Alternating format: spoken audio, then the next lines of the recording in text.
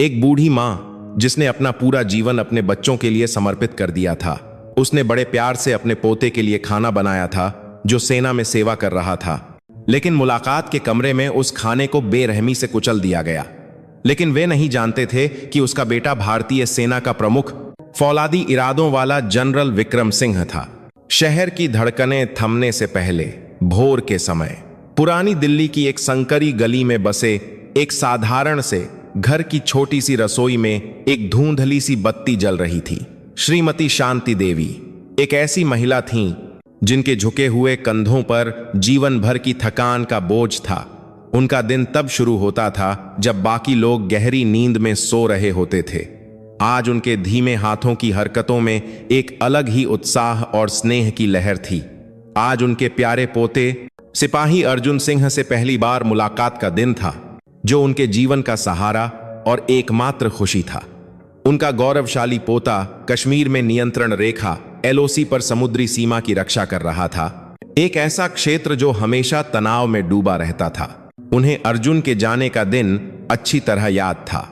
अपने अजीब से छोटे कटे बालों वाले सिर को खुजलाते हुए उनके पोते ने कहा था, दादी, मैं वादा करता हूं कि एक सच्चा सैनिक बनकर लौटूंगा। और उसने सलामी दी थी। यही बहादुरी भरा वादा बुढ़ापे में उनके अकेलेपन को सहने की एकमात्र ताकत थी। उनके बेटे विक्रम सिंह भारतीय सेना के प्रमुख थे, जो देश की रक्षा की रीढ़ थे। उनके कंधे पर लगे 4 सितारे परिवार का गौरव थे। लेकिन शांति देवी के लिए वे सितारे आकाशगंगा की तरह थे, जो उन्हें अपने बेटे से बहुत दूर और पहुंच से बाहर कर देते थे। क्या होगा अगर मेरे बेटे की साख पर कोई दाग लग जाए? क्या होगा अगर मैं उसकी ऊंची पदवी पर एक काला साया बन जाऊं? इन विचारों के साथ शांति देवी ने दुनिया के सारे दुख और दर्द अकेले ही निगल लिए थे। उन्होंने कम उम्र में अपने पति को खो दिया था और एक छोटा सा ढाबा चलाकर बड़ी मेहनत से अपने बेटे को पाला था। अब जब उनका बेटा आसमान की ऊंचाइयों को छू चुका था, तो वह बस नीचे से चिंतित मन से देख सकती थीं। उन्हें डर था कि कहीं उनका बेटा गिर न जाए। इसीलिए उनका पोता अर्जुन उनके लिए इतना खास था। अर्जुन ने उनके उन सूने दिनों को भर दिया था, जिन्हें उनका बेटा अपने अनमोल प्यार से नहीं भर पाया था। अर्जुन, जो अपने माता पिता के व्यस्त रहने के कारण अपनी दादी के हाथों पला बड़ा था, उनसे बहुत ज्यादा जुड़ा हुआ था। वह बच्चा बाजार की गलियों में उनकी झुर्रियों वाली उंगलियां पकड़कर हमेशा खुश रहता था, या जब वह अपनी दादी के हाथ के बने राजमा चावल खाता था। अब वही बच्चा बंदूक थामे देश की सबसे खतरनाक जगह की रखवाली कर रहा था। यह हम जिमारी हम समयधार बात तुसा एक में कही बात रहा, सोचकर ही उनका सीना गर्व और भावना से भर जाता था। शांति देवी ने ध्यान से तैयार किए हुए राजमा को पकाना शुरू किया। राजमा चावल अर्जुन का पसंदीदा खाना। दादी के हाथ के राजमा दुनिया में सबसे स्वादिष्ट हैं। राजमा के साथ चावल की 2 प्लेटें छट कर जाने वाले अपने पोते का चेहरा उनकी आंखों के सामने आ गया, जिससे उनके होठों पर एक हल्की सी मुस्कान खिल गई। जब तक राजमा पक रहे थे, उन्होंने गाढ़ा दही और विभिन्न मसाले तैयार किए। प्याज, लहसुन, अदरक, गरम मसाला, मिर्च और उनके परिवार का एक गुप्त मसाला। यह सिर्फ खाना नहीं था, यह एक सच्ची प्रार्थना थी कि LOC की भयंकर लहरों से जूझ रहा उनका पोता इस भोजन को खाने के बाद ताकत पाए और हमेशा स्वस्थ रहे, उसे कोई कमी ना हो। जब राजमा धीरे धीरे मसालों और दही के साथ कढ़ाई में पकने लगे, तो जल्द ही उस छोटी सी रसोई में एक स्वादिष्ट और मसालों की खास सुगंध भर गई। खिड़की के बाहर अंधेरा धीरे धीरे छंट रहा था और शहर अपनी नींद से जाग रहा था। शांति देवी को चिंता हुई कि कहीं राजमा ठंडे न हो जाएं, इसलिए उन्होंने उसे ताजे पके हुए चावल के साथ सावधानी से एक गर्म टिफिन में रख दिया। अपने सबसे अच्छे पुराने हो चुके कपड़ों को पहनने के बाद वह आईने के सामने खड़ी हुई। मेरा पोता अपनी दादी को और बूढ़ा देखकर जरूर दुखी होगा, उन्होंने अपने सफेद बालों में कंघी करते हुए बुदबुदाया। मन ही मन वह अपने बेटे और पोते की सलामती के लिए लगातार प्रार्थना कर रही थीं। उस भोर की सिंसेरिदाद सिर्फ उनके पोते के लिए खाना नहीं था, यह एक माँ के दिल का रूप था जो अपने बेटे पर बोझ नहीं बनना चाहती थी, और एक बूढ़ी औरत का खामोश वादा था जो अकेलेपन को खुद सह रही थी। अपनी सारी भावनाओं से भरे उस टिफिन को गले लगाकर वह चुपचाप सामने के दरवाजे से बाहर निकल गईं। कश्मीर की भयंकर हवाओं की ओर लंबी यात्रा अभी शुरू ही हुई थी।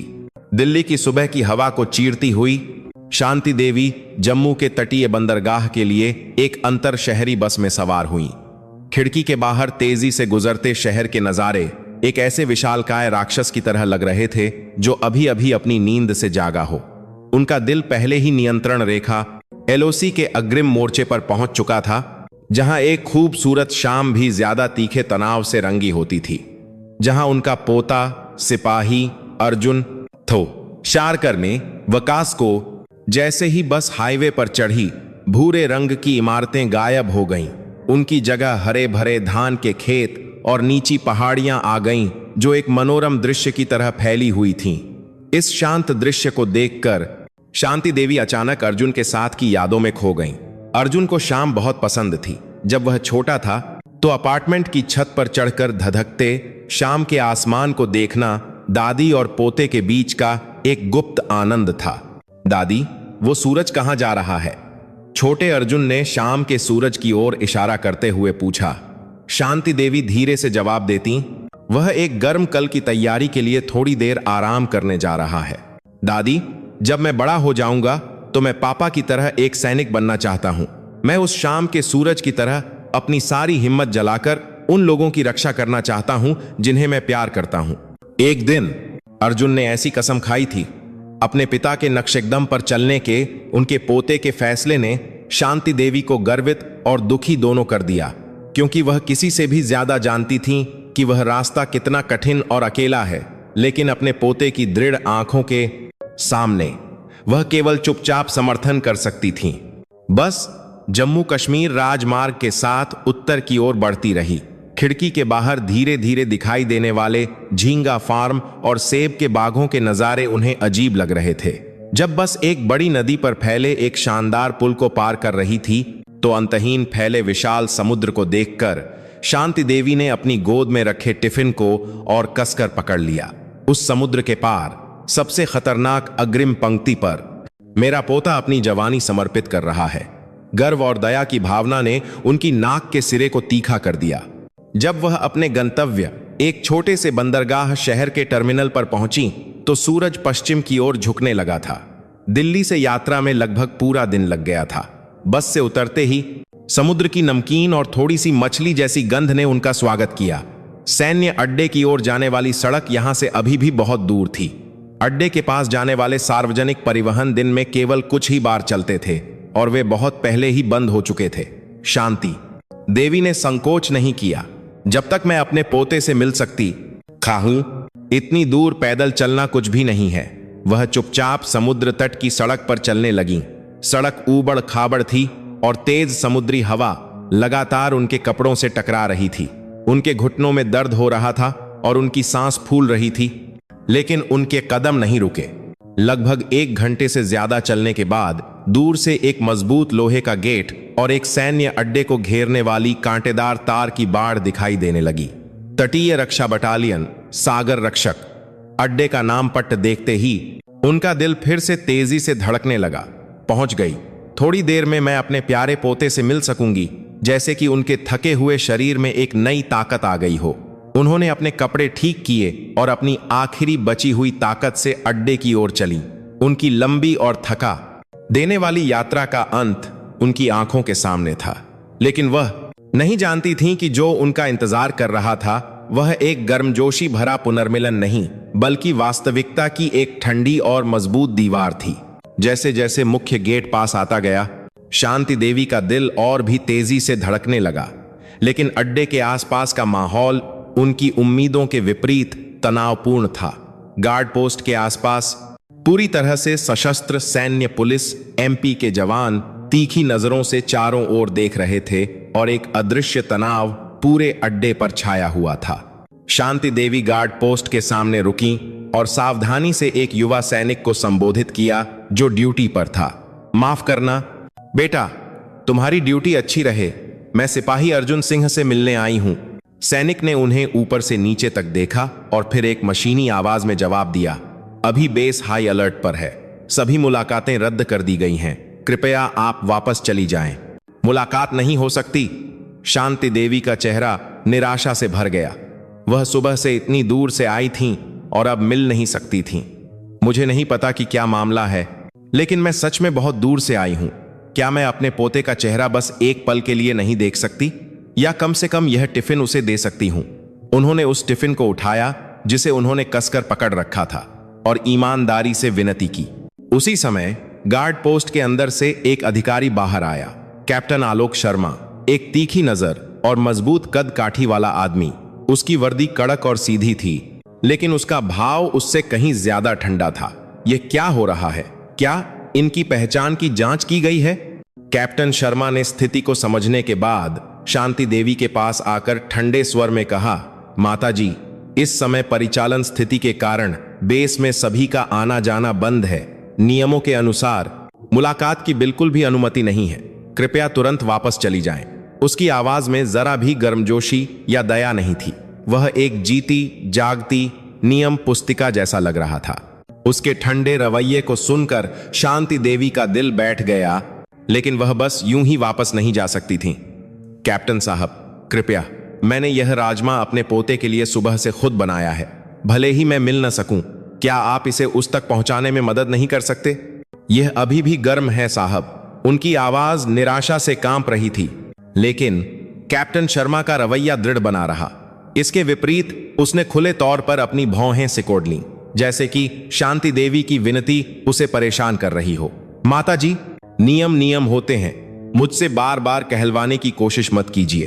बाहर का खाना बेस के अंदर लाना सख्त मना है। सैन्य अभियानों में और बाधा न डालें और तुरंत बेस के सामने का क्षेत्र छोड़ दें। सैन्य अभियानों में बाधा, ये शब्द शांति देवी के सीने में एक चाकू की तरह चुभ गए। उनका बेटा भी अपनी पूरी जिंदगी सेना में समर्पित कर चुका था, इसलिए वह अच्छी तरह जानती थीं कि सैन्य नियम कितने सख्त होते हैं। लेकिन उन्होंने कभी नहीं सोचा था कि एक बूढ़ी दादी की सच्ची विनती को इतनी बेरहमी से ठुकरा दिया जाएगा। आखिरी उम्मीद के साथ शांति देवी ने एक बार फिर विनती की, तो फिर, क्या आप अर्जुन को एक संदेश दे सकते हैं? बस इतना कह देना कि उसकी दादी बहुत दूर से आई थी और उसे वापस जाना पड़ा। कृपया बस इतना बता दें। कैप्टन शर्मा ने अब ऐसा भाव दिखाया जैसे उसका धैर्य जवाब दे गया हो। हाँ माताजी, ऐसा मत कीजिए, यह परेशान करने वाला है। क्या आपको लगता है कि हमारे पास इस तरह के निजी मामलों के लिए समय है? यह राष्ट्रीय सुरक्षा का मामला है। आखिरी चेतावनी, अगर आप तुरंत यहां से नहीं गईं, तो हम सैन्य कानून के अनुसार कार्रवाई करेंगे। सैन्य कानून शब्द ने शांति देवी को चौंका दिया। वह केवल अपने प्यारे पोते से मिलना चाहती थीं, लेकिन अचानक वह देश के कानून का उल्लंघन करने की कगार पर थीं। दुहक, निराशा और एक अवर्णनीय भय ने उन्हें एक साथ जकड़ लिया। गार्ड पोस्ट का कसकर बंद लोहे का गेट उन्हें दुनिया के उस दिल की तरह लगा जो उनके सामने बंद हो गया था। एक ठंडी दीवार जो कभी नहीं खुलेगी। चाहे वह कितनी भी जोर से खटखटाए या विनती करे, वह और कुछ नहीं कह सकी। केवल आंसू लगातार बह रहे थे। उनकी गर्मजोशी भरी उम्मीदें वास्तविकता की ठंडी दीवार के सामने चकनाचूर हो गईं।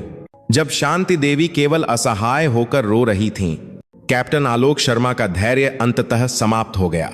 वह इस परेशान करने वाली बूढ़ी औरत के साथ और समय बर्बाद नहीं करना चाहता था। वह आगामी सैन्य कमांडर के निरीक्षण में कोई समस्या पैदा नहीं करना चाहता था। माताजी, बेहतर होगा कि आप घर चली जाएं जब तक मैं आपसे विनम्रता से बात कर रहा हूं। अगर आप ऐसा ही करती रहीं तो मैं आपको एक अधिकारी के काम में बाधा डालने के आरोप में हिरासत में ले लूंगा। कैप्टन शर्मा की आवाज और भी तीखी हो गई। उसने अपनी ठुड्डी से गार्डों को इशारा किया कि वे शांति देवी को बेस से दूर ले जाएं। उसी क्षण, जैसे आखिरी तिनके को पकड़ रही हों, शांति देवी ने कैप्टन शर्मा का हाथ पकड़ लिया। कैप्टन साहब, बस एक बार। ठीक उसी पल कैप्टन शर्मा ने शांति देवी का हाथ झटकने की प्रक्रिया में अनजाने में उस टिफिन को मार दिया जिसे उन्होंने कसकर पकड़ रखा था। आह, इस्पात! शांति देवी की एक छोटी चीख के साथ टिफिन हवा में एक परवलय बनाते हुए ठंडे डामर पर जा गिरा।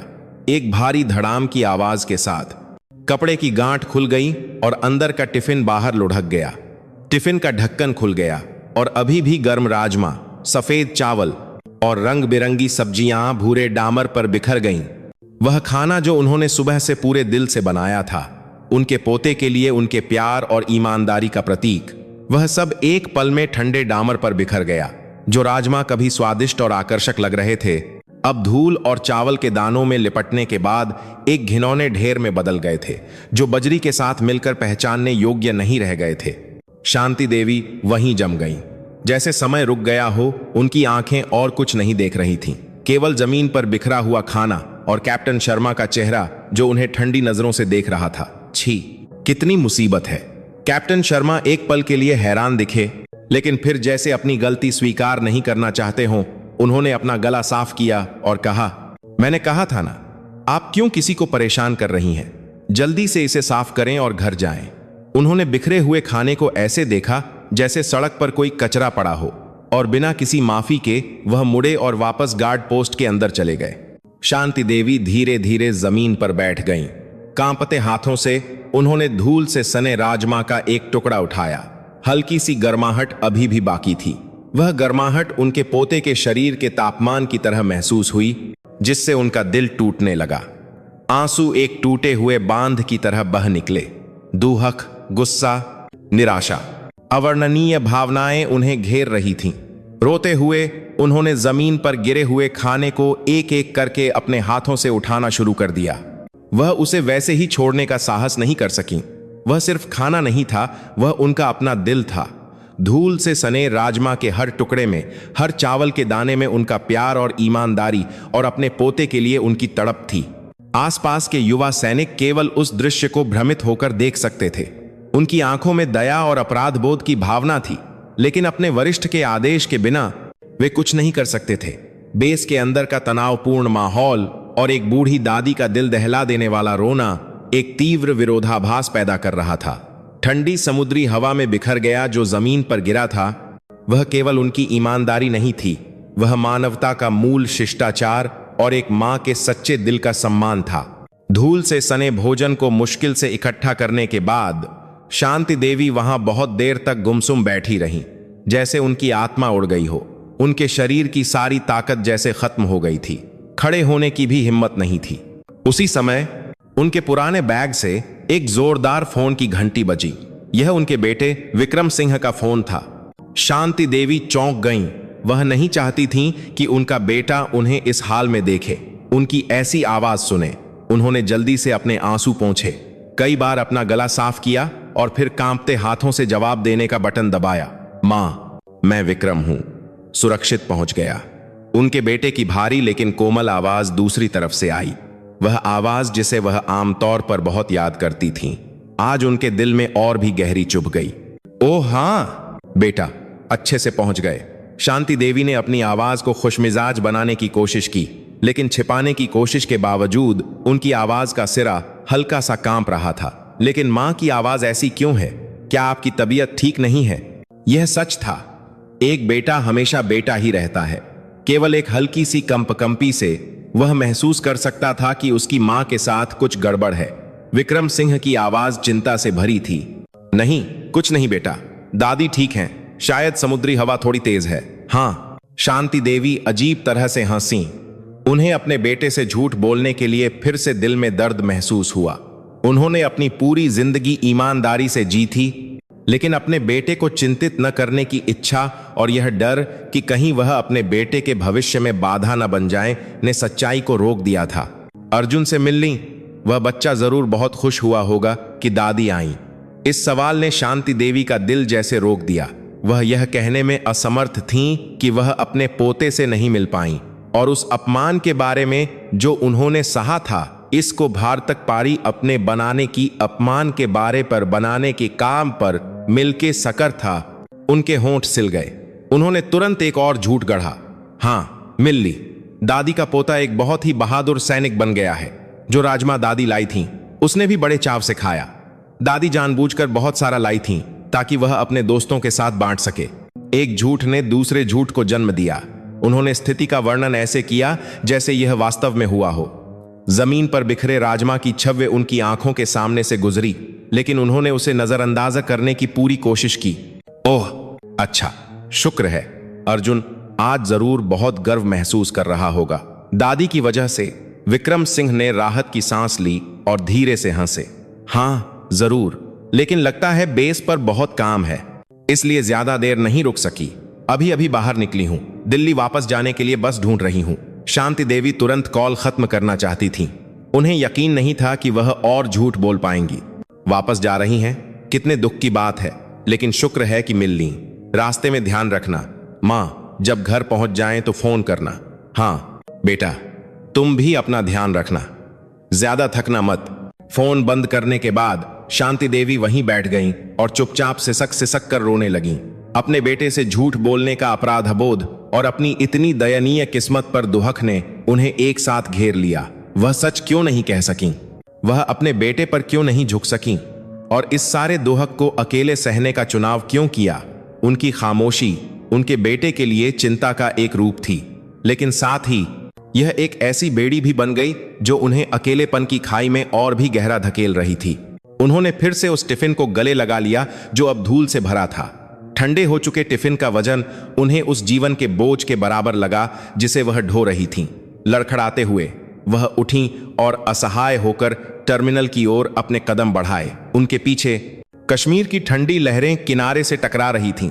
उनकी आवाज एक दर्दनाक रोने जैसी लग रही थी। अपनी मां से फोन पर बात खत्म करने के बाद सेना प्रमुख जनरल विक्रम सिंह एक पल के लिए चुप हो गए। भारतीय सेना के मुख्यालय भारत गणराज्य की रक्षा के दिल में उनका कार्यालय विशाल और व्यवस्थित था, लेकिन हवा हमेशा तनाव से भरी रहती थी। उनकी मेज पर विभिन्न सैन्य मुद्दों पर रिपोर्टों का ढेर लगा हुआ था, लेकिन उनका पूरा ध्यान अब अपनी मां के साथ हुई फोन की बातचीत पर केंद्रित था। उनकी आवाज अजीब थी। उन्होंने धीरे से बुदबुदाया। हालांकि उनकी मां ने खुशमिजाज लगने की कोशिश की, एक तेज तर्रार कमांडर के रूप में वह उस आवाज में छिपी हल्की सी कंपी और दुहक के माहौल को नजरअंदाज नहीं कर सकते थे। वह अपनी मां के साथ पूरी जिंदगी रहे थे। केवल आवाज के लहजे और सांस की आहट से वह अपनी मां की भावनात्मक स्थिति को पढ़ सकते थे। तेज समुद्री हवा का बहाना बिल्कुल भी विश्वसनीय नहीं था। कुछ हुआ है, कुछ बहुत ही बुरा। उनके अंतर्ज्ञान ने अलार्म बजा दिया। उनका अंतर्ज्ञान, जो युद्ध के मैदान में विभिन्न संकटपूर्ण स्थितियों के माध्यम से स्टील की तरह तपाया गया था, कभी गलत नहीं होता था। वह अपनी मां के चरित्र को बहुत अच्छी तरह से जानते थे। एक ऐसी महिला जो हमेशा अपने दर्द और दुहक को खुद निगल लेती थी ताकि वह अपने बेटे पर बोझ न बने। कोई ऐसा व्यक्ति जो कभी कुछ नहीं दिखाता था जब तक कि यह वास्तव में गंभीर न बने हो, इस डर से कि कहीं यह उनके बेटे की प्रतिष्ठा को नुकसान न पहुंचा दे। इसीलिए उनकी मां का कुछ नहीं हुआ शब्द उनके दिल में और भी ज्यादा खटक रहा था। विक्रम सिंह अपनी कुर्सी से उठे और खिड़की की ओर चले गए। उनके कार्यालय की खिड़की से दिल्ली शहर का नजारा बहुत दूर का लग रहा था। सेना प्रमुख के रूप में वह लाखों सैनिकों की सुरक्षा और देश की सुरक्षा के लिए जिम्मेदार थे, लेकिन वह अपनी मां के दोहक को न समझ पाने के लिए दोषी महसूस कर रहे थे। अर्जुन से मिल ली और राजमा बड़े चाव से खाया। अगर उनकी मां की यह बात सच होती तो यह बहुत राहत की बात होती, लेकिन कुछ अजीब लग रहा था, खासकर वह हिस्सा जहां उनकी मां ने कहा कि बेस पर बहुत काम था, इसलिए वह ज्यादा देर नहीं रुक सकीं। कश्मीर में तटीय रक्षा बटालियन, वह जगह हाल ही में विदेशी उकसावे की संभावना के कारण उच्चतम अलर्ट पर थी। ऐसी स्थिति में अगर कोई नागरिक, खासकर सेना प्रमुख की मां, बेस का दौरा करती हैं तो बेस कमांडर को सबसे पहले उन्हें इसकी सूचना देनी चाहिए थी, लेकिन उन्हें उस बेस से कोई रिपोर्ट नहीं मिली थी। बेशक हो सकता है कि उनकी मां ने अपनी पहचान न बताई हो। नहीं, जरूर ऐसा ही हुआ होगा। उनकी मां एक ऐसी इंसान थी जिन्हें यह बिल्कुल पसंद नहीं था कि सेना प्रमुख की मां के रूप में उनकी पहचान जानी जाए, लेकिन इसके बावजूद यह बेचैनी की भावना दूर नहीं हो रही थी। उन्होंने फैसला किया, वह इसे ऐसे ही नहीं छोड़ सकते थे। उन्हें सच्चाई का पता लगाना था, उन्हें अपनी मां के दुहक का स्रोत खोजना था। यह एक बेटे के रूप में उनका कर्तव्य था और उनके दिल पर दबाव डालने वाली बेचैनी को दूर करने का एकमात्र तरीका था। उन्होंने इंटरकॉम उठाया और उसे सचिवालय से जोड़ा। सूबेदार मेजर बलवान सिंह, तुरंत मेरे कार्यालय में आए। सूबेदार मेजर SAM बलवान सिंह, एक वफादार और वरिष्ठ गैर कमीशन अधिकारी जो 20 से अधिक वर्षों से विक्रम सिंह के साथ थे। वह व्यक्ति थे जिन पर वह सबसे ज्यादा भरोसा करते थे। एक अधीनस्थ से ज्यादा वह एक ऐसे व्यक्ति थे जो कभी कभी एक बड़े भाई की तरह, कभी कभी एक दोस्त की तरह थे। विक्रम सिंह यह काम एसएम बलवान सिंह को सौंप सकते थे। कुछ क्षण बाद दरवाजे पर दस्तक की आवाज के बाद एसएम बलवान सिंह कार्यालय में दाखिल हुए।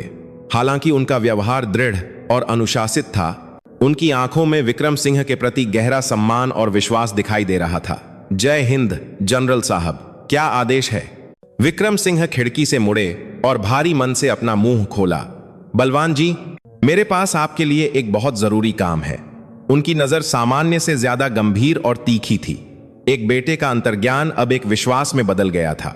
छिपी हुई सच्चाई की उनकी खोज अभी शुरू ही हुई थी। जनरल विक्रम सिंह के कार्यालय में एक भारी खामोशी छा गई। विक्रम सिंह ने सावधानी से अपनी मां के साथ फोन पर हुई बातचीत और अपने संदेहों के बारे में सूबेदार मेजर बलवान सिंह को बताया। एक पल के लिए उन्होंने सेना प्रमुख का दर्जा छोड़ दिया और एक बेटे के रूप में अपनी सच्ची भावनाओं के साथ बात की। मेरी मां कुछ छिपा रही हैं, मेरा अंतर्ज्ञान ऐसा कहता है। विक्रम सिंह की आवाज चिंता से भरी थी। वह आज शाम कश्मीर में तटीय रक्षा बटालियन गई थीं। लेकिन माहौल अजीब है, आप खुद जानते हैं, है ना?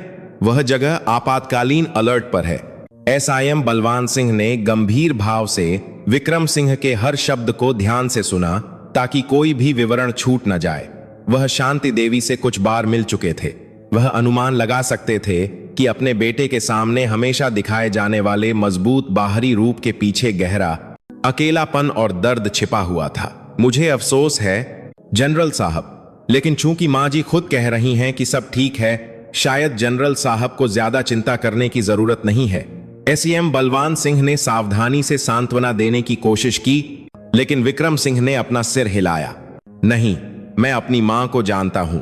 वह एक ऐसी इंसान है जो कुछ नहीं हुआ तभी कहती हैं जब सब कुछ ठीक नहीं होता, खासकर मुझसे। उन्होंने एक पल के लिए रुका और सीधे बलवान सिंह की आंखों में देखा। इसीलिए मैं आपसे मदद मांग रहा हूं। कृपया चुपचाप और गुप्त रूप से पता लगाएं कि आज कश्मीर में बेस के गार्ड पोस्ट पर क्या हुआ था। खासकर कृपया यह सुनिश्चित करें कि क्या कोई बूढ़ी दादी मुलाकात के लिए आई थीं और फिर आज शाम वापस चली गईं। विक्रम सिंह अपनी पदवी का उपयोग करके उस बेस को आधिकारिक आदेश दे सकते थे, लेकिन उन्होंने ऐसा नहीं किया।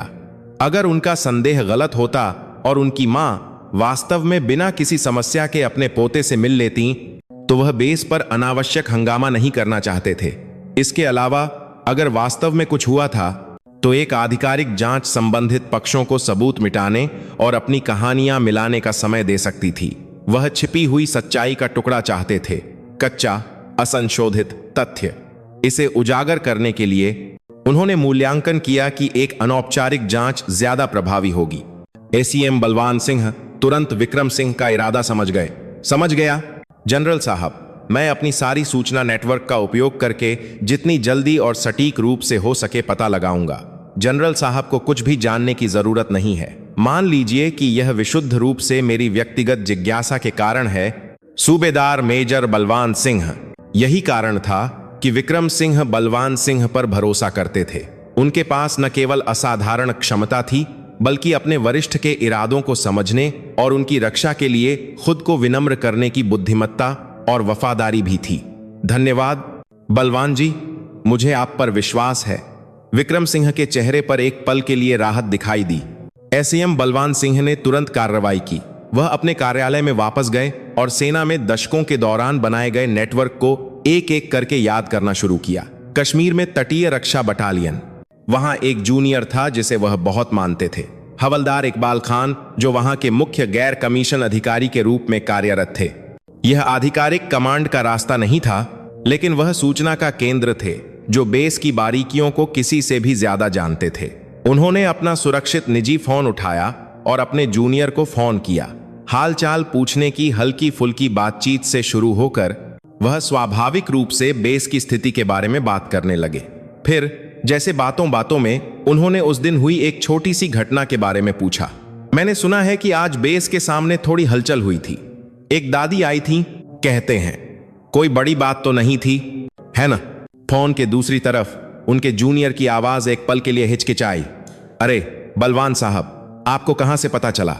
वास्तव में उस संक्षिप्त हिचकिचाहट से एसएम बलवान सिंह तुरंत जान गए कि कुछ हुआ था। और यह बिल्कुल भी छोटी बात नहीं थी। छिपी हुई सच्चाई के टुकड़े धीरे धीरे अपना रूप दिखाने लगे थे। सूबेदार मेजर बलवान सिंह एक माहिर सूचना संग्राहक और अनुभवी समस्या निवारक थे।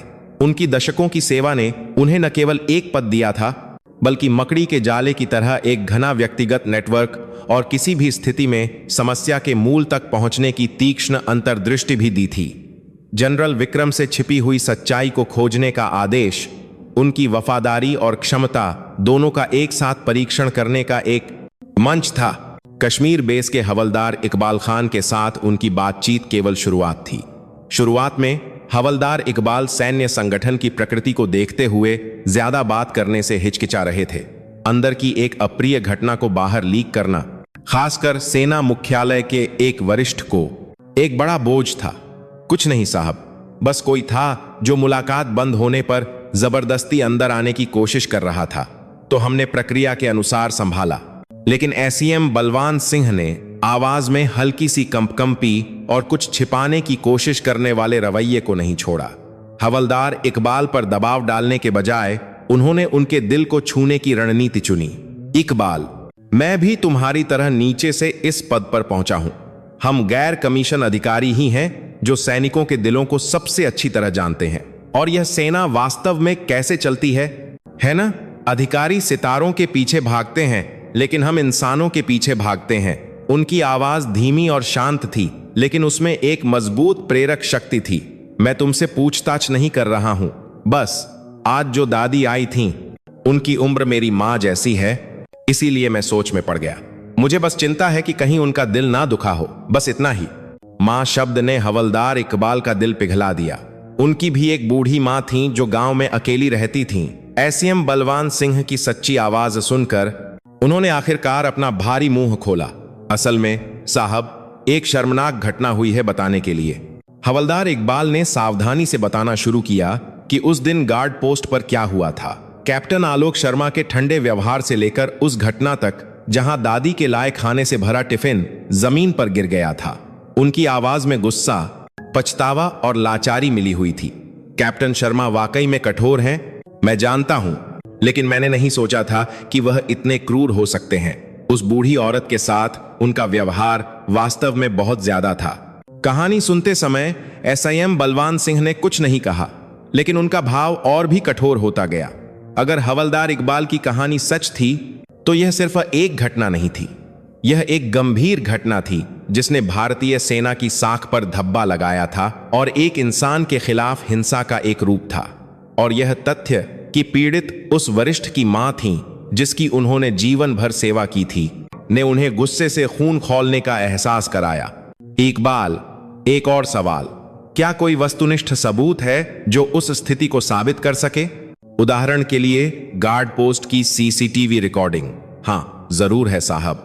गार्ड पोस्ट के अंदर और बाहर का क्षेत्र 24 घंटे रिकॉर्ड किया जाता है, लेकिन उस रिकॉर्डिंग तक पहुंचने के लिए कमांडर की अनुमति की जरूरत होती है। अनुमति की समस्या मैं देख लूंगा। तुम किसी की जानकारी के बिना आज दोपहर 2:00 बजे से शाम 5:00 बजे तक के गार्ड पोस्ट के बाहरी कैमरे की रिकॉर्डिंग सुरक्षित करो और मुझे भेजो। गोपनीयता को बहुत सख्ती से बनाए रखो और यह मामला सिर्फ हम दोनों के बीच रहेगा। अगर कोई समस्या होती है, आज के बीच में 2 हुआ फरती है, आज को दोपहर के बीच, तो मैं पूरी जिम्मेदारी लूंगा। एसएम बलवान सिंह की दृढ़ आवाज सुनकर हवलदार इकबाल ने और संकोच नहीं किया।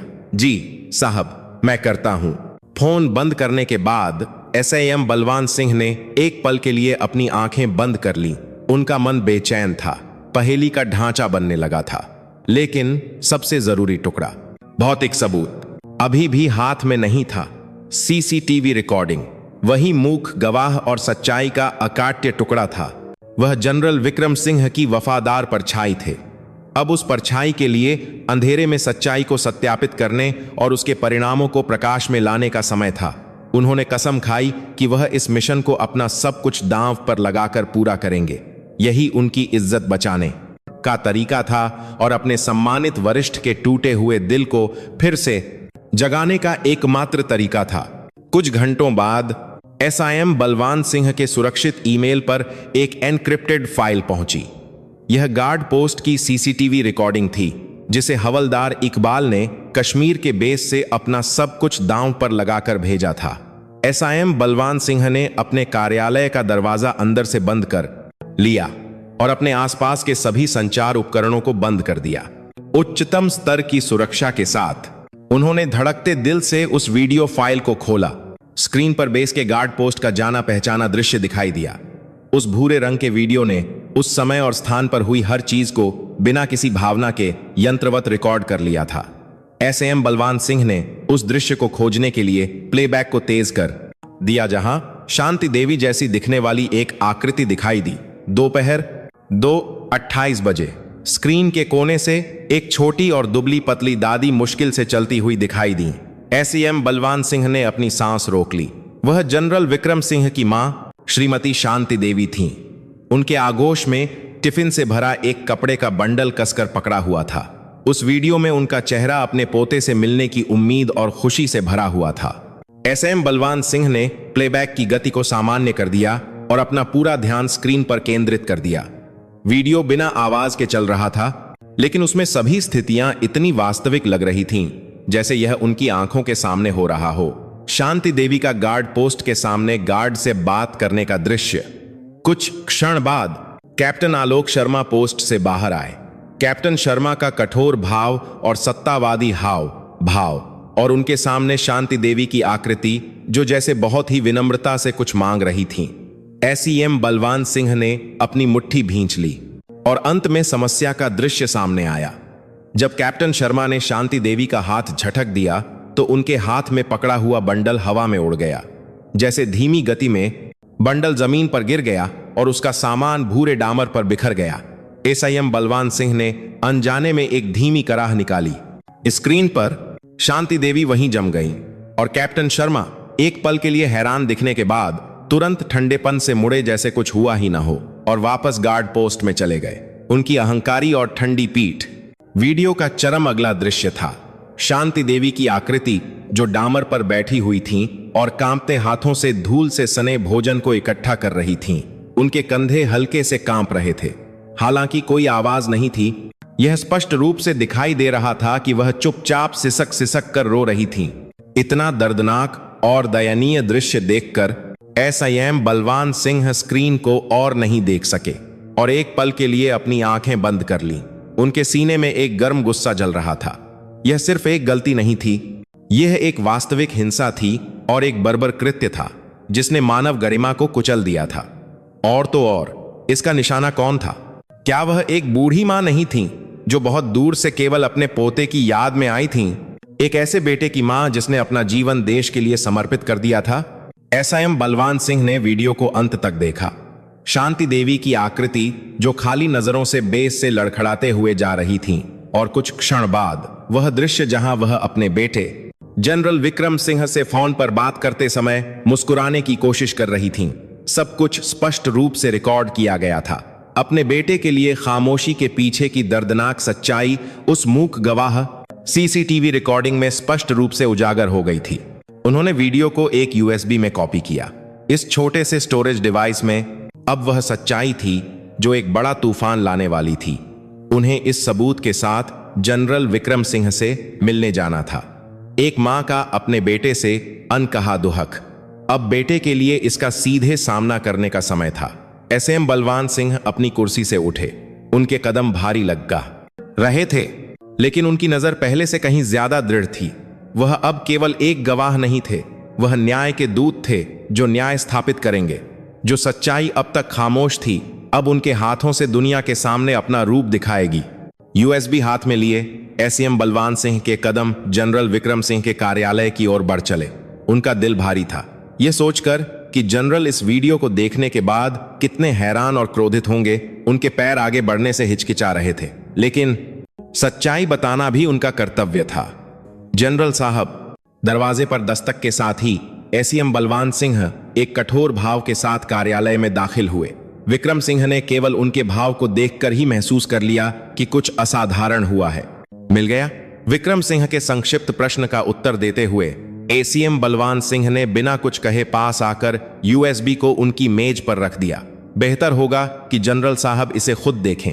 मेरी सलाह है कि जनरल साहब अपना दिल तैयार कर लें।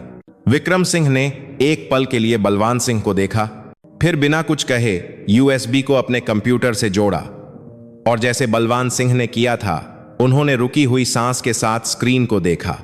जब उनकी मां वीडियो में दिखाई दी तो उनका भाव थोड़ा कठोर हो गया। उनकी मां का उम्मीद भरा भाव और उसके बाद की सभी स्थितियां, कैप्टन आलोक शर्मा का अहंकारी रवैया, जमीन पर गिरा खाने का टिफिन और उनकी मां की आकृति जो डामर पर बैठकर रो रही थीं। विक्रम सिंह ने अपने होठों को जोर से काट लिया। उनकी दोनों आंखें गुस्से से जल रही थीं। हालांकि उन्हें जीवन भर अपनी भावनाओं को न दिखाने के लिए प्रशिक्षित किया गया था, इस समय उन्हें अपने उमड़ते गुस्से को रोकना मुश्किल हो रहा था।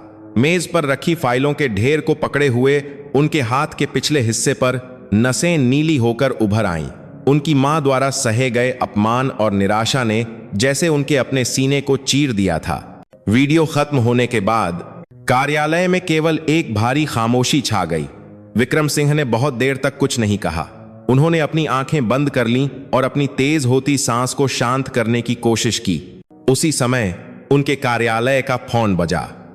यह कश्मीर क्षेत्र की कमान संभालने वाले लेफ्टिनेंट जनरल राजीव मल्होत्रा का नियमित रिपोर्ट कॉल था। विक्रम सिंह एक पल के लिए हिचकिचाए, फिर एसआईएम बलवान सिंह को आंखों से इशारा किया और फोन को स्पीकर मोड पर जवाब दिया। हाँ बोलो, लेफ्टिनेंट जनरल मल्होत्रा। जनरल साहब, क्षेत्र की स्थिति की रिपोर्ट देने की अनुमति चाहता हूं, दूसरी तरफ से ले। जनरल मल्होत्रा की आवाज दृढ़ और ऊर्जावान थी।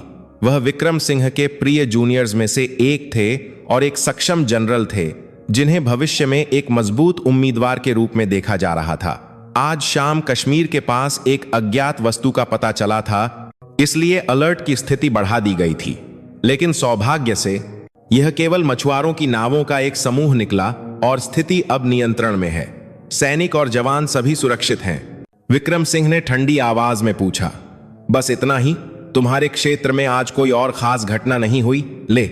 जनरल मल्होत्रा एक पल के लिए हिचकिचाते हुए लगे। जी जनरल साहब, रिपोर्ट करने के लिए कोई और खास घटना नहीं है। उसी समय विक्रम सिंह की नजर बर्फ की तरह ठंडी हो गई। सच में? क्या तुम्हें यह रिपोर्ट नहीं मिली कि मेरी मां आज शाम तुम्हारे बेस पर आई थी?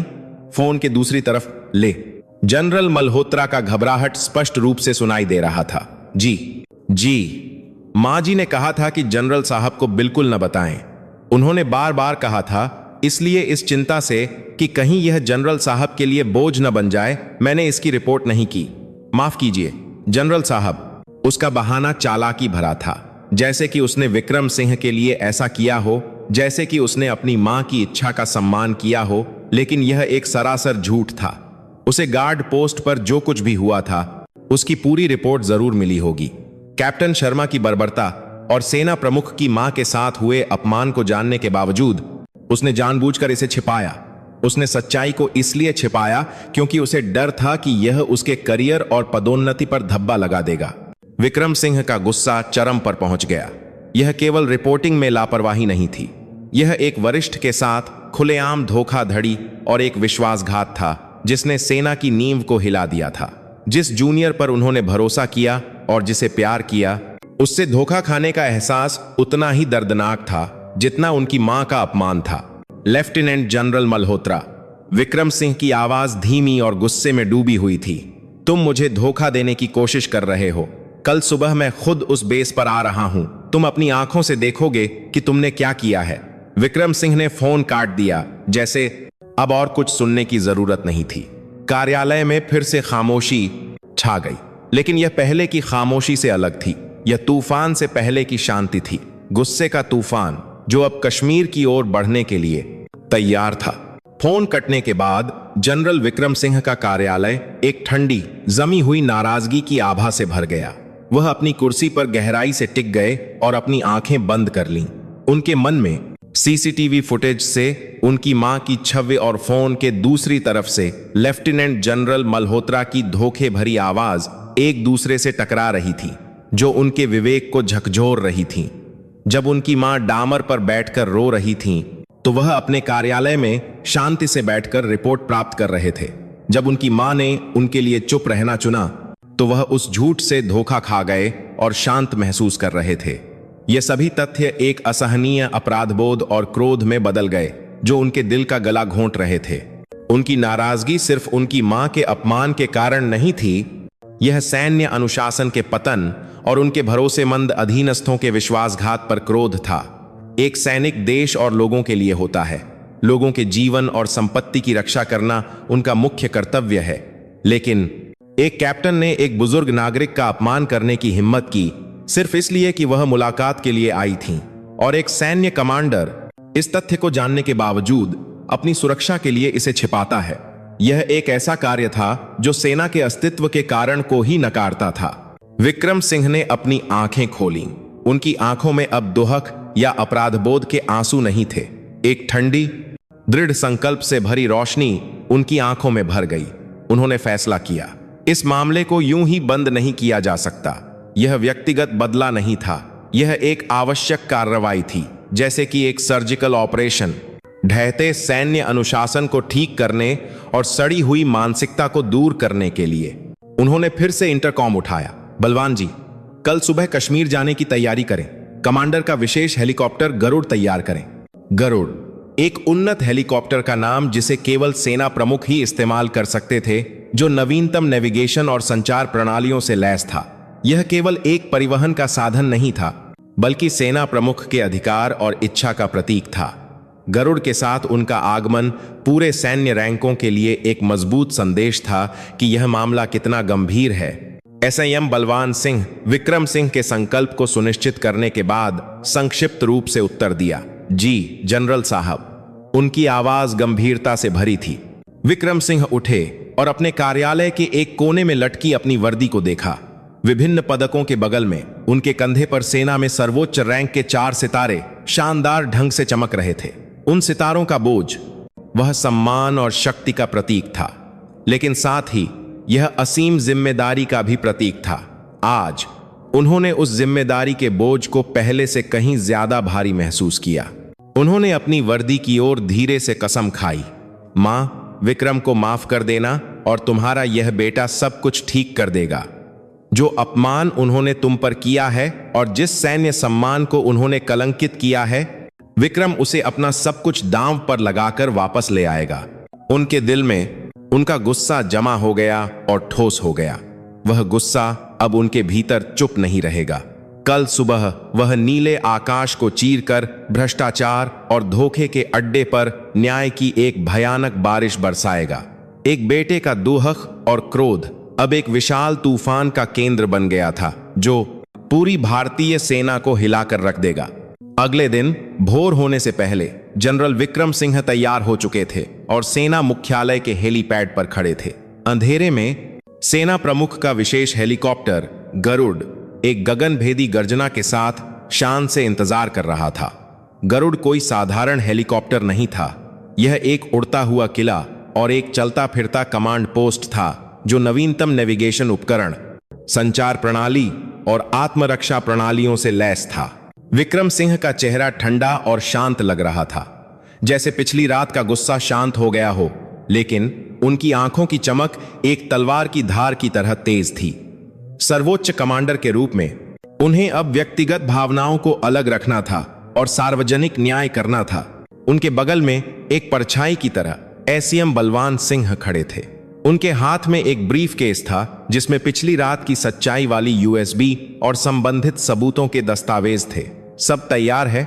विक्रम सिंह के संक्षिप्त प्रश्न पर एसआईएम बलवान सिंह ने सिर हिलाया।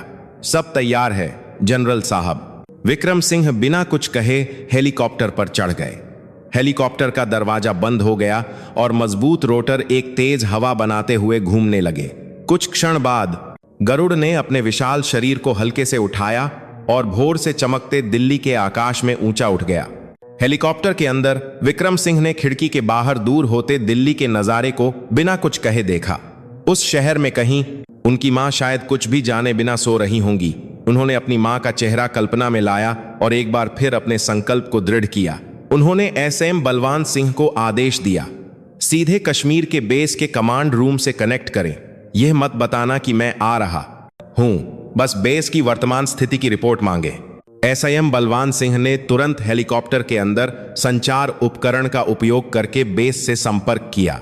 कुछ क्षण बाद ड्यूटी कमांडर की आवाज लाउडस्पीकर के माध्यम से सुनाई दी। जी, इस समय बेस की स्थिति सुरक्षित और नियंत्रण में है। कल लागू किया गया अलर्ट स्टेटस हटा दिया गया है और अब हम सामान्य अलर्ट स्टेटस पर हैं। विक्रम सिंह ने माइक्रोफोन लिया। मैं सेना प्रमुख बोल रहा हूं। लेफ्टिनेंट जनरल मल्होत्रा और कैप्टन आलोक शर्मा को तुरंत परेड ग्राउंड में इकट्ठा करो। कारण मत पूछना, तुरंत अमल करो। 30 मिनट में मैं वहां पहुंच रहा हूं। दूसरी तरफ का ड्यूटी कमांडर अचानक सेना प्रमुख की आवाज सुनकर बहुत हैरान हुआ। जी जनरल साहब, क्या मुझे अपना आदेश दोहराने की जरूरत है?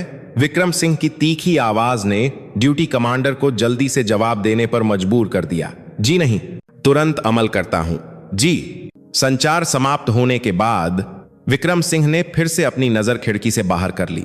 गरुड़ पूरी गति से पश्चिमी आकाश की ओर उड़ रहा था।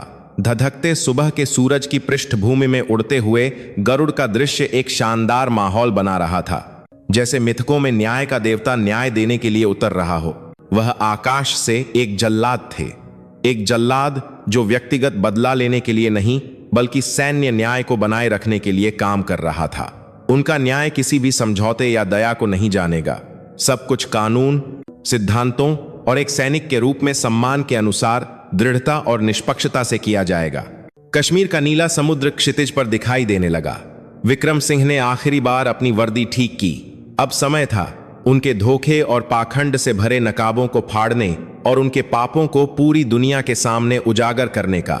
आकाश से आया जल्लाद आखिरकार अपने न्याय के मंच पर चढ़ने के लिए तैयार था। कश्मीर में तटीय रक्षा बटालियन में सुबह हमेशा की तरह शुरू हुई। वह समय जब पिछली रात की ड्यूटी की थकान सुबह की परेड की व्यस्तता के साथ मिल जाती थी। लेकिन यह शांति ज्यादा देर तक नहीं चली। ध्यान दें, सभी कर्मी 5 मिनट के भीतर परेड ग्राउंड में इकट्ठा हों। अचानक एक आपातकालीन घोषणा पूरे बेस पर गूंज उठी। सैनिक यह जाने बिना कि क्या हो रहा है, जल्दी से अपनी लड़ाकू वर्दी पहनकर परेड ग्राउंड की ओर भागे। अधिकारी और गैर कमीशन अधिकारी भी उतने ही भ्रमित थे। लेफ्टिनेंट जनरल मल्होत्रा और कैप्टन आलोक शर्मा और भी ज्यादा घबरा गए। उन्हें अभी अभी खबर मिली थी कि सेना प्रमुख ने खुद उन्हें परेड ग्राउंड में इकट्ठा होने का आदेश दिया है। यह कैसे हो सकता है? क्या कल की घटना फैल गई है? जनरल मल्होत्रा का चेहरा पीला पड़ गया था।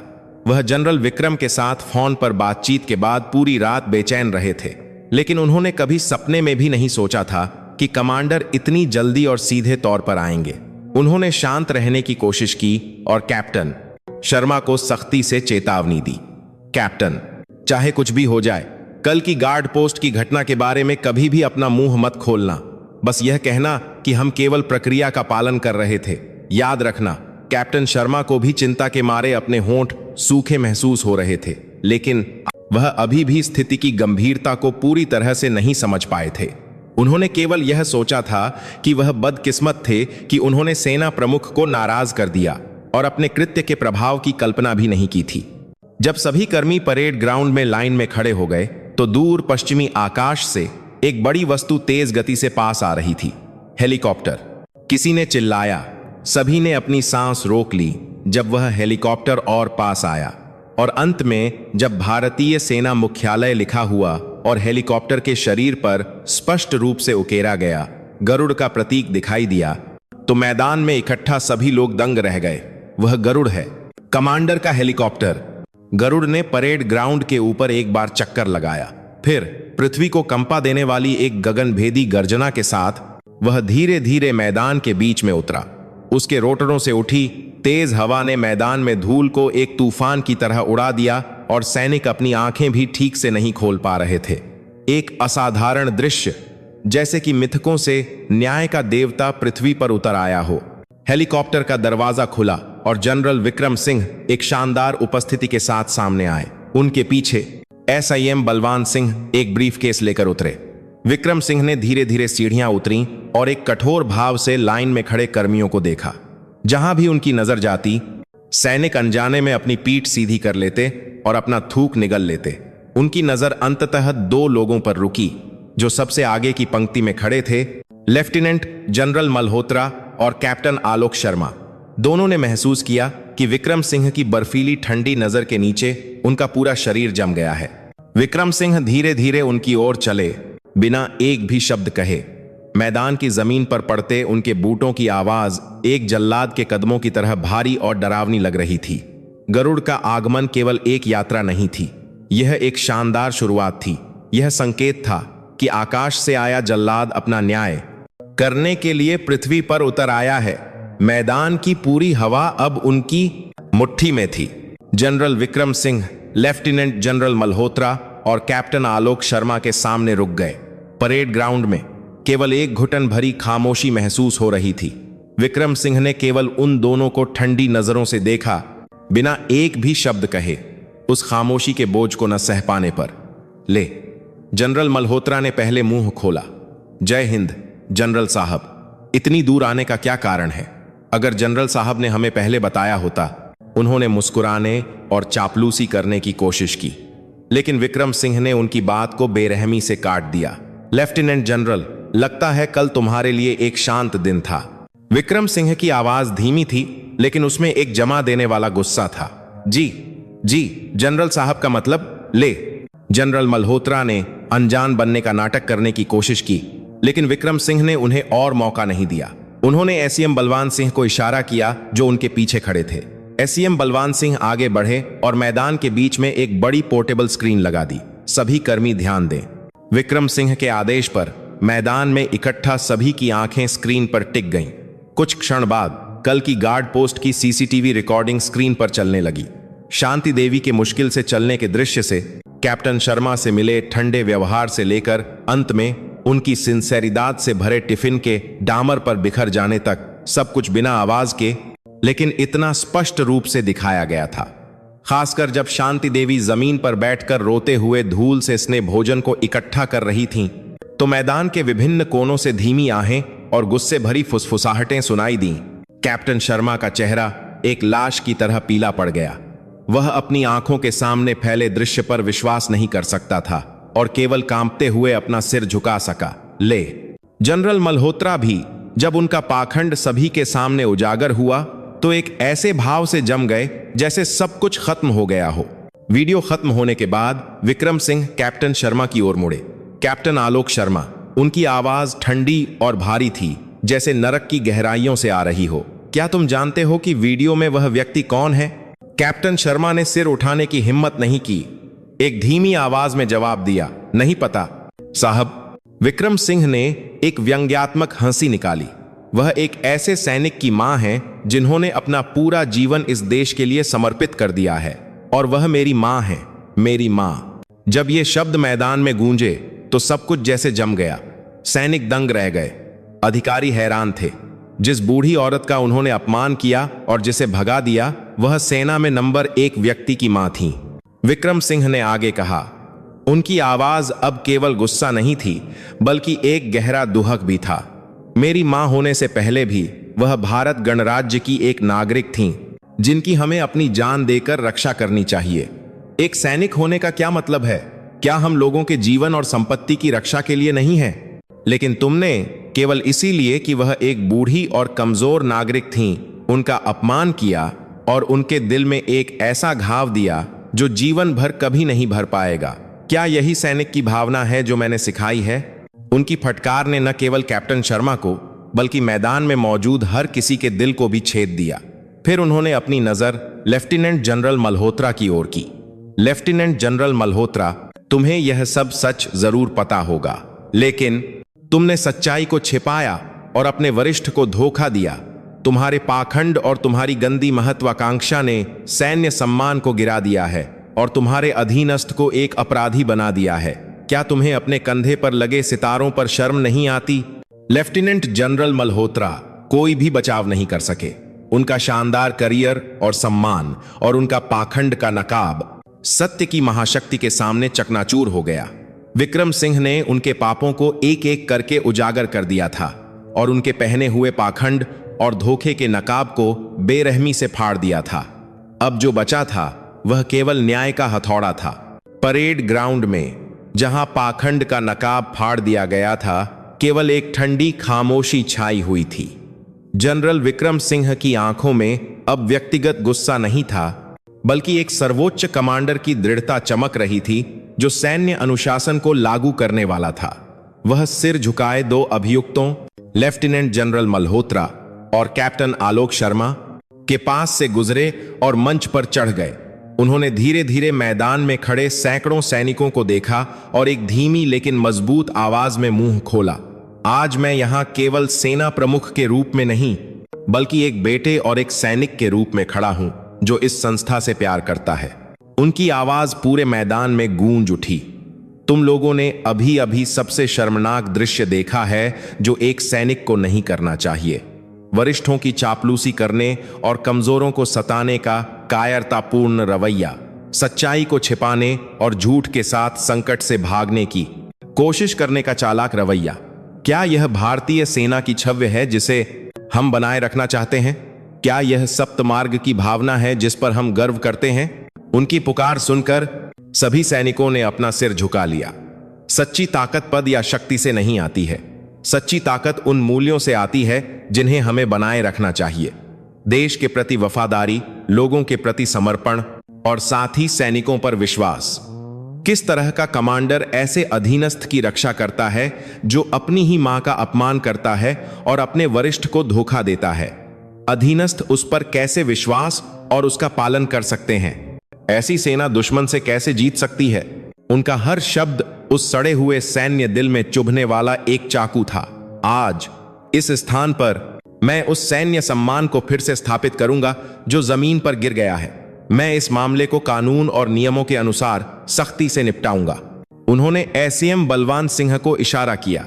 एसीएम बलवान सिंह आगे बढ़े और सेना प्रमुख का आदेश पढ़ना शुरू किया।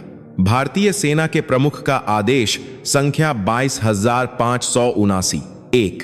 लेफ्टिनेंट जनरल राजीव मल्होत्रा को आज से सैन्य कमांडर के पद से हटा दिया जाता है और अधिकार के दुरुपयोग, कर्तव्य में लापरवाही और वरिष्ठ के साथ धोखाधड़ी के आरोपों की जांच के लिए सैन्य पुलिस को सौंप दिया जाता है। जांच के परिणामों के आधार पर सबसे कठोर दंड लगाया जाएगा, जिसमें अपमानजनक बर्खास्तगी भी शामिल है। जनरल मल्होत्रा का शरीर लड़खड़ा गया। एक पल में सब कुछ नष्ट हो गया और कैप्टन आलोक शर्मा को आज से गार्ड कमांडर के पद से हटा दिया जाता है और सेना की सम्मान परिषद को सौंप दिया जाता है। इसके अलावा उनकी शेष सेवा अवधि को पापुआ के भीतरी इलाकों में एक दूरस्थ पोस्ट के पोस्ट कमांडर के रूप में आदेशित किया जाता है। वहां उम्मीद है कि वह अपनी गलतियों पर विचार करेगा और एक सैनिक की भावना का सच्चा अर्थ क्या है जब तक कि यह उसकी हड्डियों में समा न जाए। कैप्टन शर्मा वहीं बैठ गए और फूट फूट कर रोने लगे। उनका अहंकारी चेहरा अब पछतावे और निराशा से भरा था। सेन इस मामले की सच्चाई को उजागर करने में महत्वपूर्ण भूमिका निभाने वाले सभी पक्षों को, जिसमें हवलदार इकबाल खान और वे सभी शामिल हैं जिन्होंने अपनी सुरक्षा की परवाह किए बिना न्याय को चुना, उचित पुरस्कार दिया जाएगा। इस मामले को एक अवसर के रूप में लेते हुए भारतीय सेना के सभी रैंकों में सैनिकों के मानवाधिकारों की स्थिति और अस्वस्थ प्रथाओं की गहन जांच करने और इसे दोबारा होने से रोकने के उपाय तैयार करने का आदेश दिया जाता है। आदेश पढ़ने के बाद विक्रम सिंह ने फिर से माइक्रोफोन लिया। मेरा न्याय समाप्त हो गया है, लेकिन यह अंत नहीं है। सच्चा न्याय तुम्हारे अपने दिलों में होना चाहिए। आज की घटना को अच्छी तरह से याद रखना और अपने पदों पर अपना सर्वश्रेष्ठ प्रयास करना ताकि ऐसी शर्मनाक घटना दोबारा न हो। उन्होंने अपना भाषण समाप्त किया और मंच से उतर गए। उनका न्याय ठंडा और दृढ़ था, लेकिन उसके आधार में सेना के प्रति गहरा प्यार और टूटे हुए विश्वास को बहाल करने की एक ज्वलंत भावना थी। मैदान में इकट्ठा सैनिकों ने उनकी सिंसेरिदाद को महसूस किया। उन्होंने उनके न्याय के हथौड़े का एक जोरदार तालियों के साथ स्वागत किया, जो उनके सर्वोच्च कमांडर के प्रति असीम विश्वास और सम्मान का प्रतीक था। न्याय का हथौड़ा चलने के बाद परेड ग्राउंड की भारी हवा धीरे धीरे छंटने लगी। जनरल विक्रम सिंह ने आगे के मामले एसएम बलवान सिंह को सौंप दिए और चुपचाप चले गए। उनका गंतव्य सैनिक बैरक था। अपने भतीजे, जो उनके अपने बेटे जैसा था, सिपाही अर्जुन सिंह से मिलने के लिए। अर्जुन ने मैदान में अन्य सैनिकों के साथ पूरी घटना देखी थी। शुरुआत में उसने केवल यह सोचा था कि कोई उच्च अधिकारी बेस का दौरा कर रहा है, लेकिन जब उसकी दादी का वीडियो स्क्रीन पर दिखाई दिया और जब उसके चाचा जनरल विक्रम सिंह ने घोषणा की कि वह महिला उनकी मां है, तो अर्जुन की दुनिया जैसे ढह गई। यह तथ्य कि उसकी दादी, जो उससे मिलने आई थी, ने इतना भयानक अपमान सहा था और वह इसके बारे में बिल्कुल भी नहीं जानता था, ने उसे अपराधबोध से अपना सिर उठाने में असमर्थ बना दिया। दादी का दिल कितना दुखा होगा, वह कितनी दुखी हुई होंगी। आंसू लगातार बह रहे थे। विक्रम सिंह बैरक में दाखिल हुए और अर्जुन को ढूंढा। उन्होंने अपने भतीजे को एक कोने में बिस्तर पर बैठे देखा, सिर झुकाए हुए और कंधे कांप रहे थे। वह शांति से पास गए और अपना हाथ अर्जुन के कंधे पर रखा। अर्जुन। अपने चाचा की आवाज सुनकर अर्जुन ने अपना सिर उठाया। उसका चेहरा आंसुओं से भीगा हुआ था, अपराधबोध और दोहक से भरा हुआ था। जनरल साहब। नहीं चाचा जी, मुझे माफ कर दीजिए। मैं कुछ नहीं जानता था। विक्रम सिंह ने बिना कुछ कहे अर्जुन को गले लगा लिया। यह तुम्हारी गलती नहीं है, किसी भी बात की चिंता मत करो। उस गर्मजोशी भरी सांत्वना से अर्जुन का रुका हुआ रोना फूट पड़ा। विक्रम सिंह ने अर्जुन को थोड़ी देर शांत किया, फिर उसे बेस के एक कोने में बने मुलाकात कक्ष में ले गए। वहां शांति देवी, जिन्हें विक्रम ने संपर्क करके वापस बेस पर बुलाया था, अपने बेटे और पोते का इंतजार कर रही थीं। जब मुलाकात कक्ष का दरवाजा खुला और अर्जुन अपनी वर्दी में अंदर आया, तो शांति देवी तुरंत अपनी कुर्सी से उठ गईं। अर्जुन, दादी दोनों एक दूसरे को गले लगाकर बहुत देर तक रोते रहे। कल का दुहक, आज का अपराधबोध और एक दूसरे के लिए तड़प और प्यार गर्म आंसुओं में बह गए। दादी, अर्जुन को माफ कर दो, सच में अर्जुन को माफ कर दो। अर्जुन अपनी दादी की गोद में एक छोटे बच्चे की तरह रो रहा था। कोई बात नहीं बेटा, कोई बात नहीं। दादी का पोता, तुम दुबले हो गए हो, है ना? यहां ड्यूटी जरूर मुश्किल होगी। शांति देवी अपने पोते का चेहरा सहलाती रहीं और लगातार अपने आंसू पोंछती रहीं। दरवाजे के बाहर से उस दृश्य को देखकर विक्रम सिंह की आंखें भी लाल हो गईं। वह उनके पुनर्मिलन में बाधा नहीं डालना चाहते थे और जाने के लिए मुड़ने ही वाले थे। उसी समय शांति देवी ने उन्हें पुकारा, विक्रम। जब विक्रम सिंह मुड़े तो वह भीगी आंखों से मुस्कुराएं और कहा, धन्यवाद बेटा, सच में धन्यवाद। उस एक वाक्य में कई अर्थ थे, अपराधबोध, धन्यवाद और अपने बेटे पर गर्व। विक्रम सिंह ने केवल अपनी मां की ओर थोड़ा सा सिर झुकाया। इतना ही काफी था। मां और बेटे के बीच अब और शब्दों की जरूरत नहीं थी।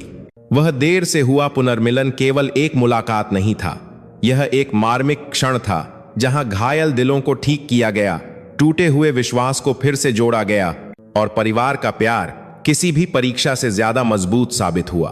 कश्मीर की ठंडी समुद्री हवा न जाने क्यों रुक गई थी और मुलाकात कक्ष की खिड़की से गर्म धूप आने लगी थी। पुनर्मिलन के भावुक क्षणों के बाद शांति देवी ने एक अफसोस भरे लहजे में मुंह खोला। अरे, यह कैसे हुआ? दादी ने अर्जुन के लिए इतने सारे राजमा बनाए थे, लेकिन सब खराब हो गए, इसलिए खाली हाथ आना पड़ा। उनकी आवाज में कल बिखरे राजमा के लिए पछतावा और अपने पोते के प्रति अपराधबोध था। यह सुनकर अर्जुन का गला फिर से भर आया, लेकिन उसने एक खुशमिजाज भाव दिखाने की कोशिश की। कोई बात नहीं दादी।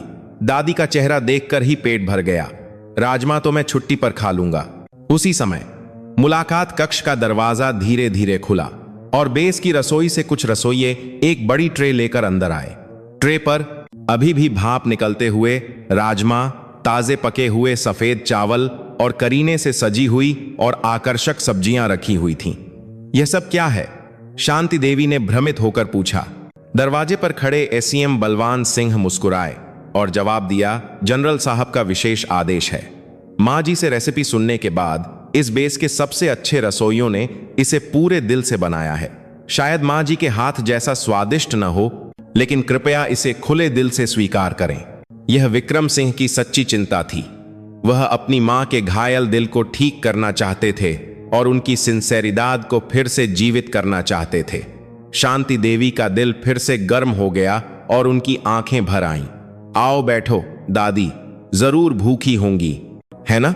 अर्जुन ने अपनी दादी को बैठाया और सबसे पहले राजमा का एक बड़ा टुकड़ा दादी की चावल की प्लेट पर रखा।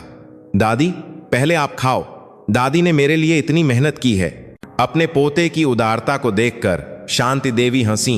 नहीं, दादी के पोते को खाना है, देश की रक्षा के लिए मजबूत बनना है। दोनों ने एक दूसरे को खाना परोसा और एक गर्मजोशी भरा दोपहर का भोजन शुरू किया। राजमा वास्तव में स्वादिष्ट थे। बेशक इसका स्वाद उनकी दादी के हाथ के बने गहरे स्वाद से थोड़ा अलग था, लेकिन इसमें एक बेटे की भक्ति और बेस के सैनिकों की सिंसेरिदाद थी। शांति देवी ने राजमा का एक टुकड़ा अपने मुंह में डाला और धीरे धीरे उसका स्वाद लिया। यह कल जमीन पर बिखरा हुआ राजमा नहीं था। यह एक ऐसा भोजन था जो प्यार, सांत्वना और एक नई शुरुआत का प्रतीक था। अर्जुन ने बड़े चाव से खाया, जैसे कोई कई दिनों से भूखा हो। उसने चावल की एक प्लेट खत्म कर दी और अपनी राजमा की प्लेट को पूरी तरह से साफ कर दिया। उसे संतुष्ट देखकर शांति देवी के चेहरे पर एक खुशी की मुस्कान खिल गई। खाने के दौरान तीनों ने बहुत सारी बातें की। अर्जुन ने अपने सैन्य जीवन के बारे में, शांति देवी ने दिल्ली में अपनी दिनचर्या के बारे में और विक्रम सिंह केवल चुपचाप मुस्कुराते हुए सुनते रहे।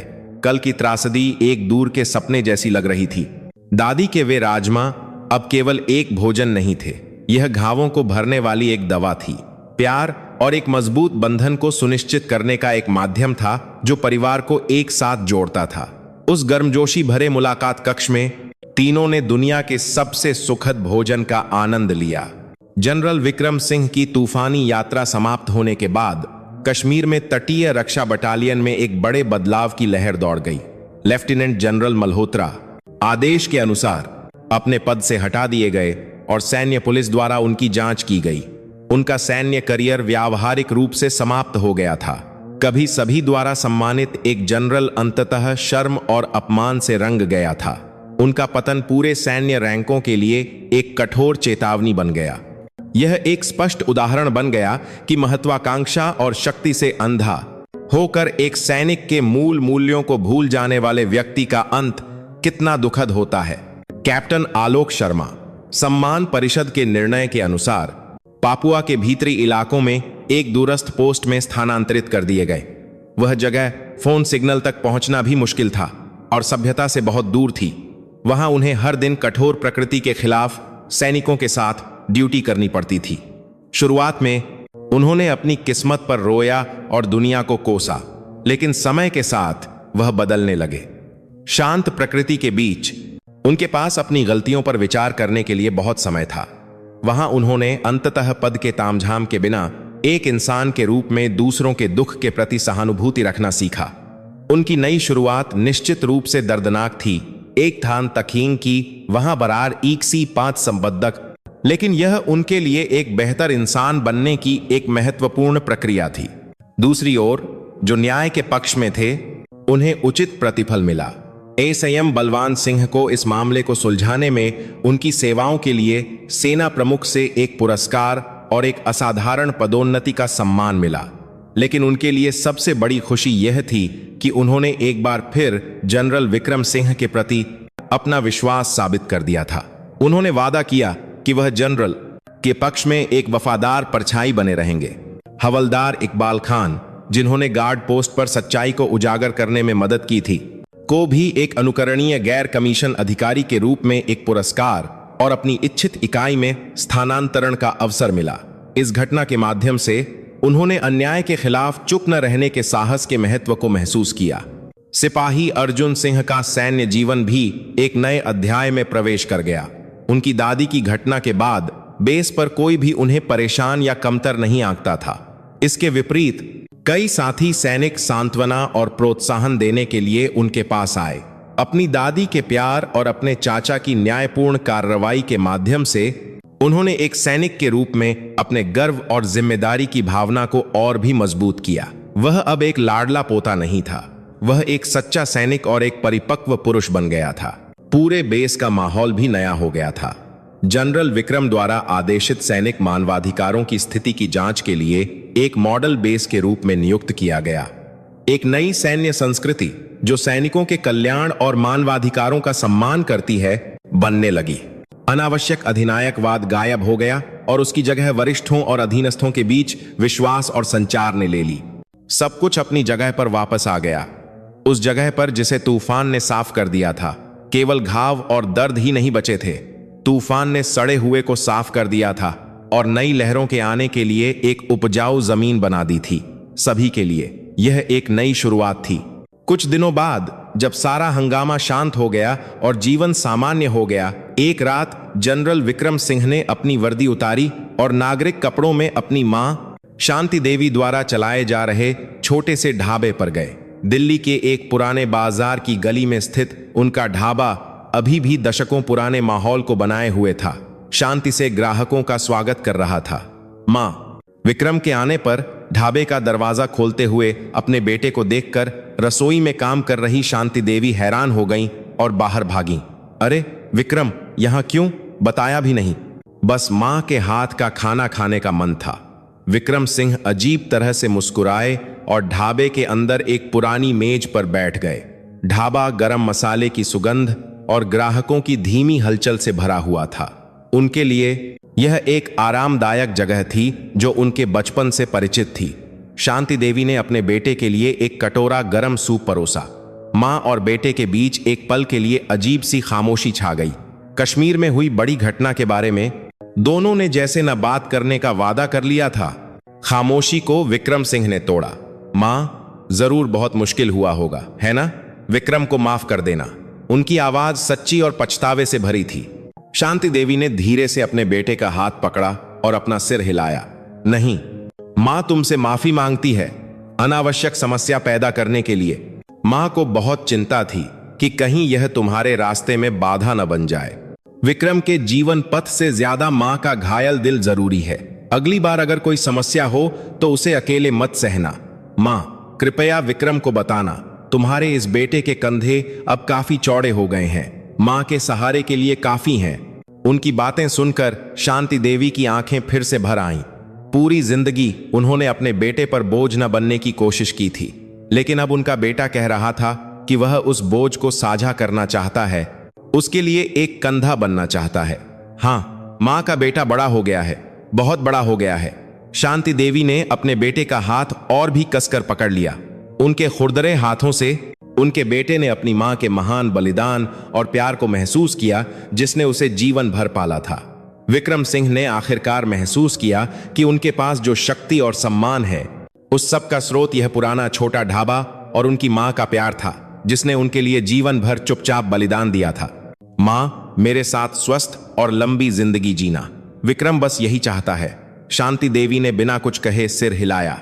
अपने बेटे के कंधे पर लगे सितारों की तुलना में अपने बेटे का गर्मजोशी भरा दिल, जो अब उनका हाथ पकड़े हुए था, उनके लिए एक बड़ा गर्व और खुशी थी। बाजार के शोर के बीच मां और बेटे ने एक दूसरे के अस्तित्व की पुष्टि की, दुनिया में सबसे गहरी और सबसे खामोश सांत्वना साझा की। समय बीतता गया, मौसम बदलते गए। कश्मीर में भयंकर सर्दियों की हवा शांत हो गई और गर्म वसंत की हवा महसूस होने लगी। सिपाही अर्जुन सिंह अब एक बहादुर लांस नायक बन गया था। उस रात अर्जुन भी कश्मीर के रात के समुद्र को देखते हुए ड्यूटी पर था। वह शांत समय जहां केवल लहरों की आवाज ही साथी थी। उसने अचानक आकाश की ओर देखा। हजारों तारे जो शहर में कभी नहीं दिखाई देते थे, घने अंधेरे रात के आकाश को भर रहे थे। वही तारे जैसे वह बचपन में अपनी दादी के साथ छत से देखता था। दादी, जब मैं बड़ा हो जाऊंगा तो मैं एक सैनिक बनना चाहता हूं। मैं उस शाम के सूरज की तरह अपनी सारी हिम्मत जलाकर उन लोगों की रक्षा करना चाहता हूं जिन्हें मैं प्यार करता हूं। उसकी बचपन की कसम जैसे उसके कानों में स्पष्ट रूप से गूंज रही थी। वह अब उस सपने को साकार कर रहा था। हालांकि इस समय वह सबसे निचले पद पर था और सबसे बुनियादी कर्तव्य निभा रहा था। वह जानता था कि जिस समुद्र की वह रक्षा कर रहा है, उसके पार उसका परिवार और वे लोग जिन्हें वह प्यार करता है शांति से सो रहे हैं। बस इतना ही उसके सीने को गर्व से भरने के लिए काफी था। पिछली सर्दियों की घटना ने उसे बहुत कुछ सिखाया था। उसकी दादी का असीम प्यार और उसके चाचा द्वारा दिखाए गए एक सच्चे सैनिक का रूप। उसने उन दोनों बातों को अपने दिल में गहराई से बसा लिया था। उसने महसूस किया कि सच्ची ताकत किसी को दबाने से नहीं, बल्कि किसी की रक्षा करने से आती है। उसने अपनी राइफल की पकड़ को ठीक किया और एक बार फिर अपनी नजर रात के समुद्र की ओर केंद्रित की। उसकी नजर पहले से ज्यादा गंभीर और दृढ़ थी। इसमें अपनी पाकी है। तारों की रोशनी के नीचे उसने चुपचाप कसम खाई, दादी, चाचा और वे सभी लोग जिन्हें मैं प्यार करता हूं, मैं निश्चित रूप से तुम्हारी रक्षा करूंगा। मैं अपनी पूरी जवानी और हिम्मत इस धरती पर शांति बनाए रखने वाले एक महान सैनिक बनने के लिए समर्पित करूंगा। कश्मीर के आकाश में ये तारे मेरी कसम के गवाह होंगे। लहरों की आवाज जैसे उसकी कसम का जवाब दे रही थी, किनारे से और भी जोर से टकरा रही थी। दूर से उसके साथी के कदमों की आवाज सुनाई दी। वह अब अकेला नहीं था। उसके पास सैनिक साथी थे जो आज रात उसके साथ पहरा दे रहे थे, और एक परिवार था जो उस पर विश्वास करता था और उसका इंतजार कर रहा था। कश्मीर के समुद्र में कसम, यह एक युवा सैनिक का विकास था और एक नई उम्मीद की शुरुआत थी।